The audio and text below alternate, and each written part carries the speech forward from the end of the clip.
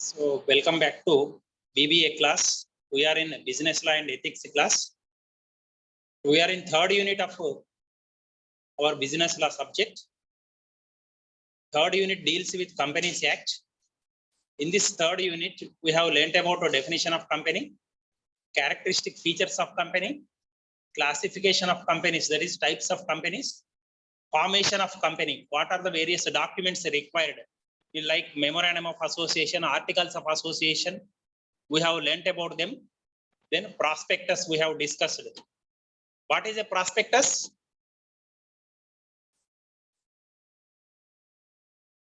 Yes, what is a prospectus?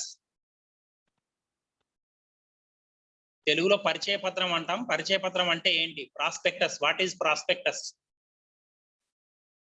Prospectus is a document which seeks money from the public, which introduces itself to the public seeking money. That is what I mean by saying prospectus. So we are in a laws relating to meetings and proceedings. Various terminology relating to meetings we have learnt, like proxy or resolutions, notice, quorum, all those things we have learnt. So we have to learn about shareholders meetings. In the previous class, we have learnt about various things that are associated with the meetings. Okay, we will learn about shareholders meeting. See, can you see this? Can you see the document? Yes, please respond. Yes, sir. Okay. Now you see in yesterday's class, in the previous class, we have learnt that even in extraordinary conditions, one-man meeting can also take place. Okay. The conditions I have mentioned in the previous class. Okay. Just for revision purpose, when meeting is convened by central government under section 167, or in case of absence of quorum in an adjourned meeting, or when meeting is convened by company law board, that is under section 186. Again, class meetings of shareholders. What are the two main classes of shareholders? In the previous class I explained. What are the main classes of shareholders?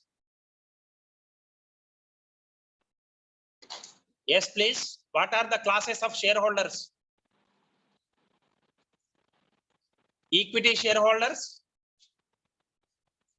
Another one is, yes, another one is preference shareholders. These are the two main classes of shareholders. In the previous class I mentioned. Is it not, Karthik? Yes, sir. Then what you are doing? So in case of class meetings of shareholders, even if one man is there, it will constitute a meeting, valid meeting. Similarly, as per rule 77 of table A, when board of directors give power to a single director to convene a meeting, to constitute a committee, in that case also one man committee of board of directors. In such a case also, even if one man is present in the meeting, that is enough. That is a valid meeting. Those things we have learned in the previous class. Now coming to see company meetings. These are the main types of company meetings. See, board meetings can take place. Board means directors board. Please remember, directors board meeting can take place. Then see, are you able to see this? This diagram, are you able to see?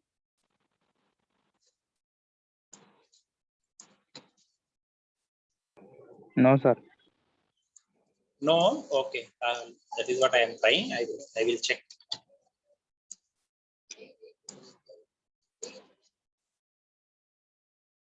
Are document in this?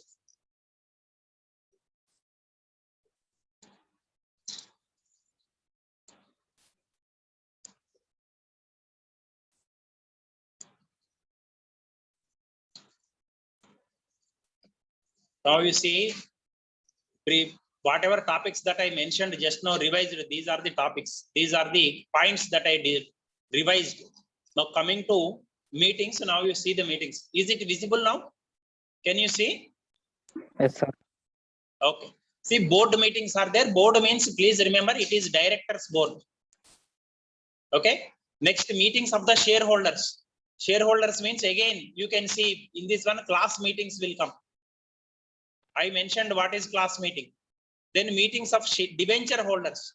See, debentures are just like loan documents of companies. Okay, if a company takes a loan, that document is known as debenture.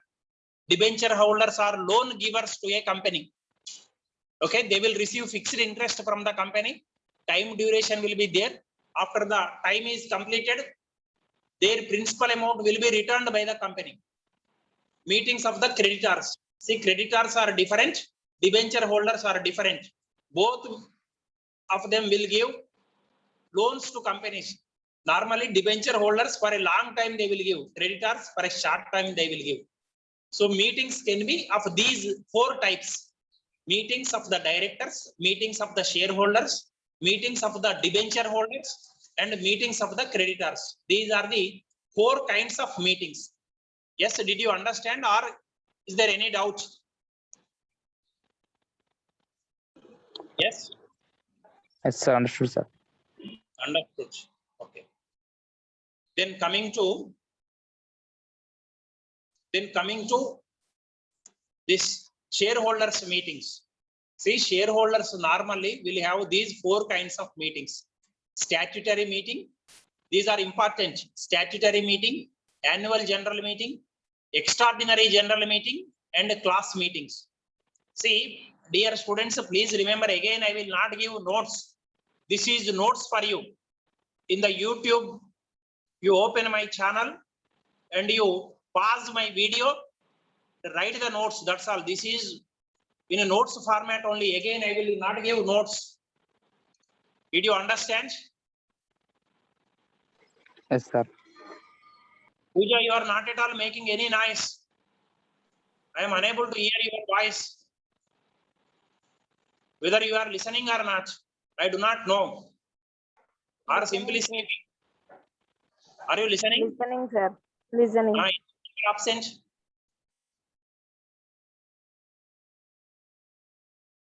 Okay, right. Signal issues, sir. Okay, right. Now coming to these shareholders meetings, the four are important meetings of shareholders: statutory meeting, AGM, annual general meeting, extraordinary general meeting, and class meetings. These are the four kinds of meetings of shareholders. Coming to meetings of directors, see, meetings of directors can be meetings of board of directors, meetings of directors, meetings of creditors, and meetings of debenture holders. See, only these two will come under meeting of directors. This is third point is the separate point. Third one is meeting of creditors. Fourth one is meeting of debenture holders. These 2 points should come here actually. Okay. Now we have to discuss about meetings of shareholders. See,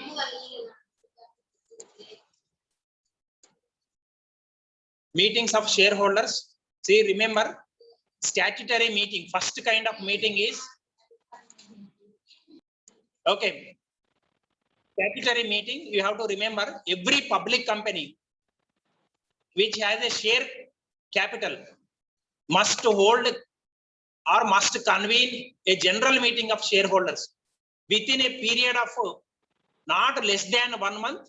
Please remember, within a period of not less than 1 month and not more than 6 months after the date on which it is authorized to commence its business. See, whenever registrar of companies gives permission to a public company to start its business operations, it has to hold a statutory meeting between 2nd month and 6th month. Okay, it will be held only once in the lifetime of a public limited company. Please remember, statutory meeting, when permission is given to a public company to start its business operations, it has to convene a meeting between 2nd month and 6th month. It means say within a period of not less than 1 month, means from, suppose let us take for example, on 1/8 permission is given to public company to start business. So from 1st September to next 6 months, means for August, if you add 6 months, it will be up to February next year. So from 1st September onwards to February of next year onwards, between these two periods, the company has to hold a statutory meeting. This is held only once in the lifetime of a company, that's all. Every year company will not start business. Every year company will continue its business. Once it is started means it will continue. నేను చెప్తున్నాను చూడండి, ఒక public limited company దేనికైతే share capital ఉందో, మూలధనం ఉందో, అది దానికి ఒక్కసారి పర్మిషన్ వచ్చినాక, కంపెనీల రిజిస్ట్రార్ నుంచి పర్మిషన్ వచ్చినాక,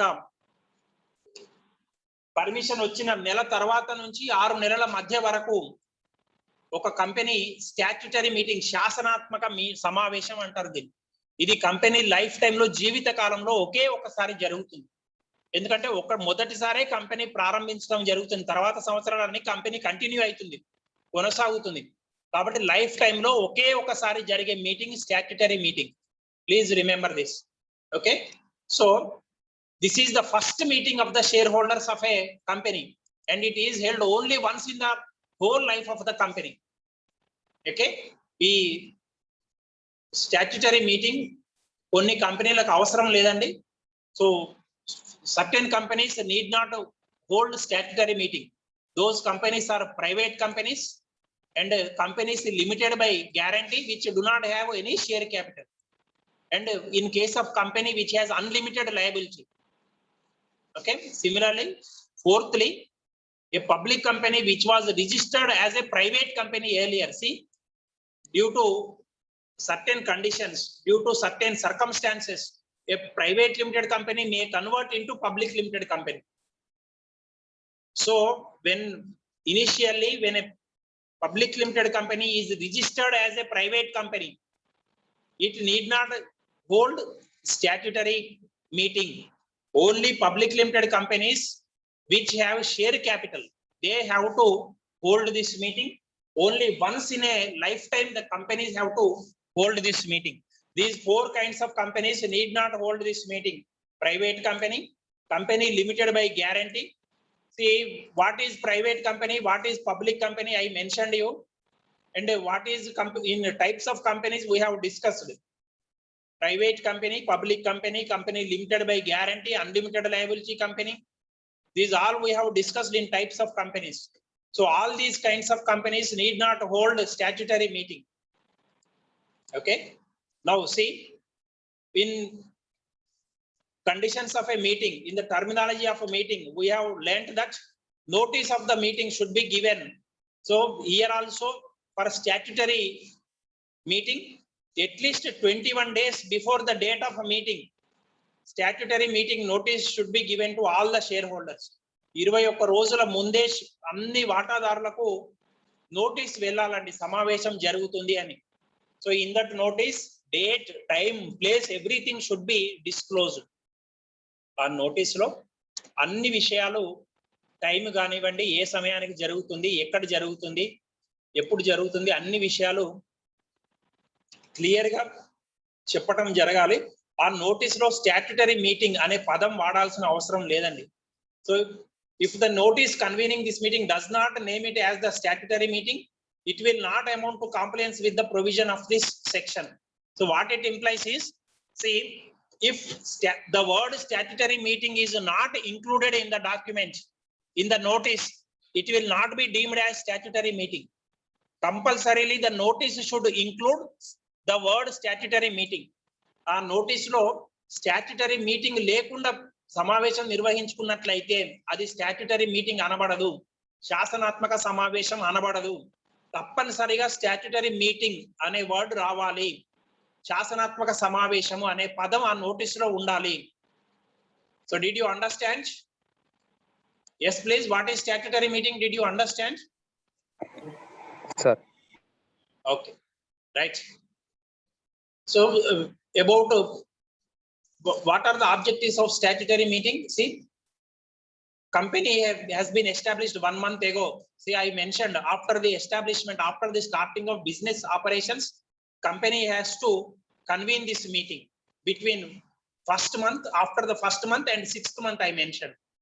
So during this one, suppose the company is holding this statutory meeting on the 2nd month. In the 2nd month, company is holding statutory meeting. So during these 2 months period or 1 month period, how shares are allotted, what are the details of various contracts, what are the matters related to incorporation, means what are the important documents of a company? Yes, Pooja, what are the important documents of a company? Yes. Pooja, what are the important documents of a company? Yes, Karthik, what are the important documents of a company?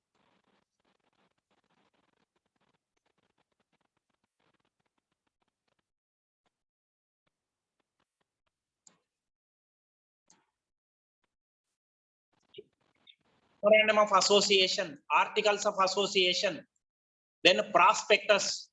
Likewise, several important documents are there for a company I mentioned. Okay, so regarding these documents, the company has to explain to its shareholders. Okay, so whatever, whenever company conducts a meeting like this, the company has to prepare a statutory report, means whatever business that has been transacted in that meeting, the company has to report it. That report is known as statutory report. ఈ సమావేశం జరిగిన తర్వాత శాసనాత్మక నివేదిక అనేది తయారు చేయాలి. ఆ సమావేశంలో ఏమేమి డిస్కస్ చేశారో అవన్నీ పాయింట్స్ దీంట్లో రాయడం జరుగుతుంది. So in statutory report, everything whatever that is discussed in the statutory meeting will be mentioned in that report. So అంటే శాసనాత్మక సమావేశంలో నేను మీకు చెప్పాను టైం, కంపెనీ వ్యాపారాన్ని ప్రారంభించిన 1 నెల తర్వాత మళ్ళా 6 నెలల సమయం లోపల శాసనాత్మక సమావేశం నిర్వహించుకోవాలి. అందులో ఇప్పటి వరకు ఏం బిజినెస్ జరిగింది, రకరకాల విషయాలు తెలియజేయవలసిన అవసరం ఉంటుంది. ఆ సమావేశంలో శాసనాత్మక నివేదికను రూపొందిస్తారు. Statutory report will be prepared. Okay, so in that statutory report, these things should be disclosed. How many shares are allotted, what is the cash received, abstracts of the receipts of the company and the payments, what are the various receipts the company has received, means how much money it has received, what are the payments that it has made, directors, about auditors. See, who is an auditor? Yes, Karthik, who is an auditor?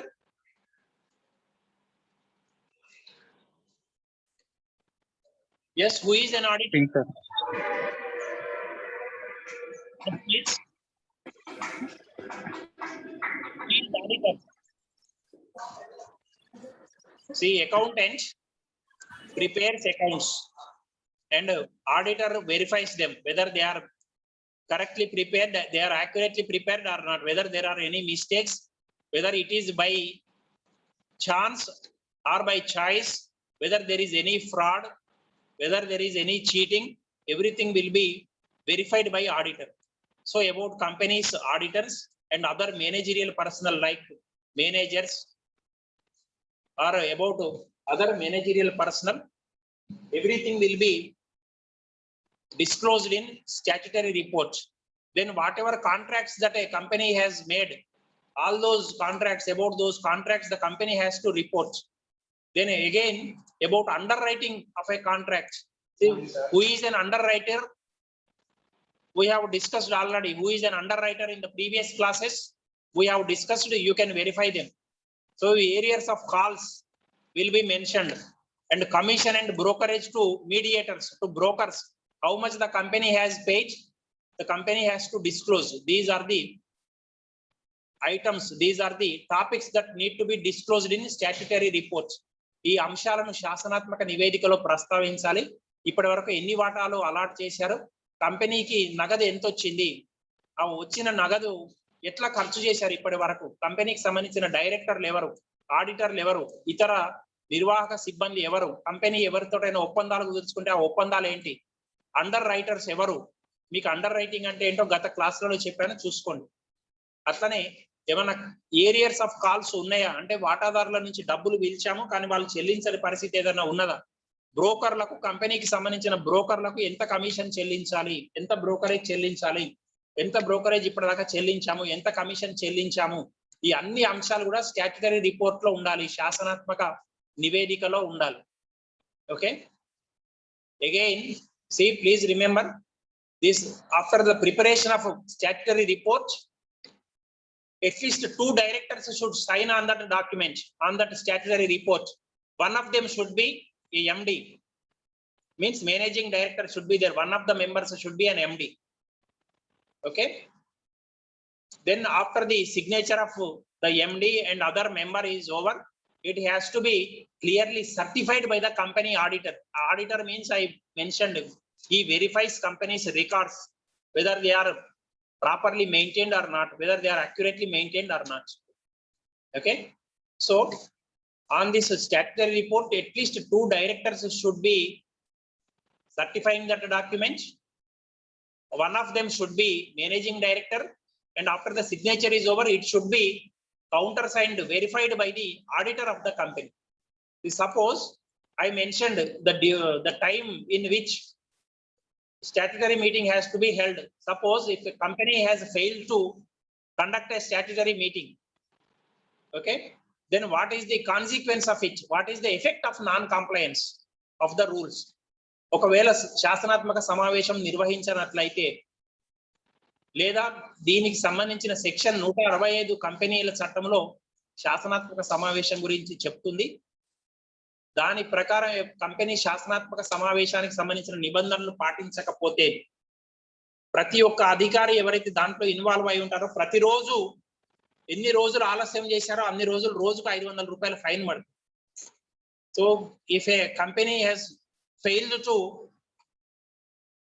adhere to the provisions related to statutory meeting as per section 165, every director or other officer who is responsible for it has to pay a fine of 500 rupees per day for as long as the meeting is held or the complaints is reported. ఎన్ని రోజుల వరకు వాళ్ళు delay చేస్తారో అన్ని రోజులు ప్రతిరోజు 500 రూపాయలు fine కట్టవలసిన అవసరం ఉంటుందండి ఈ నిబంధనలను పాటించనట్లయితే. This is the first output of that event. And second one, if the statutory meeting is held but the statutory report is not submitted to the registrar of companies, in such a case the court may order the company to close up. కంపెనీని మూసివేయవలసిందిగా court order ఇస్తుంది. శాసనాత్మక సమావేశం నిర్వహించారు కానీ శాసనాత్మక నివేదిక అందజేయలేదు company registrar కి, అప్పుడు court కంపెనీని మూసివేయవలసిందిగా ఆర్డర్ ఇవ్వచ్చండి. This is as per section 43 of 6.